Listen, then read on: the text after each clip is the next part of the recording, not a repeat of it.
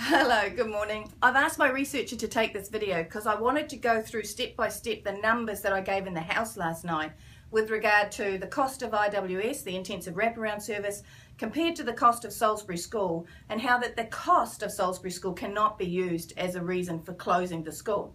So let's take the 2016-2017 budget. In that budget there was an extra $8.9 million of funding for the intensive wraparound service, but that was over 4 years. So that makes it $2,225,000 per year, that extra that's been put into the intensive wraparound service. And this is supposed to expand the service by 50 students. So we can divide the $2,225,000 by 50 students and we get $44,500 per student per year for intensive wraparound. Now what does the intensive wraparound get you? Hopefully it gets you 6 hours of support for your child in school, because that's what it's for. So we divide the $44,500 by 41 school weeks. We then end up with $1,085 per week per student. Students are normally in school around 30 hours a week, and these students particularly would still need to have support during their lunch times. So we're going to divide that weekly figure by 30 hours and we end up with $36 per hour per student cost for the intensive wraparound service. Now there's a lot of teacher aides that are thinking, crikey, I better check my pay packet now.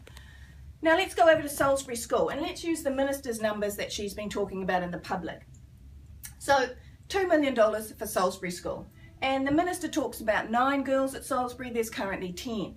So if we take that $2 million, divide it by the 10 girls, we end up with $200,000 per student per year. There's 41 school weeks in the year. This equates to $4,878 per week. But hang on a minute, let's now divide it by 7 days, because Salisbury is a boarding facility, a residential facility. Those girls are there 24 hours a day, 7 days a week. So we'll divide it by 7 days and we end up with $696 per day. 24 hours, so let's divide it by 24 hours and we end up with $29 per hour per student. So comparing IWS at $36 per hour per student only for 6 hours for 5 days a week, a school week, and $29 per hour per student 24/7. But let's go further. Let's actually take away the artificial cap that this government put on and go back to the cap that they put on in 2015 and allow 30 girls to come into Salisbury. If we actually divide those numbers then, what we're talking here is this figure drops to $66,666. We're going to divide this figure by 41 school weeks and we're going to end up with $1,626 per week. We're going to divide that by 7 days and we're going to end up with $232 per day, 24 hours. We can now drop this figure to $9.67 per hour. Salisbury School is not only affordable, it is being underutilised by this government. New Zealand First supports the Salisbury solution.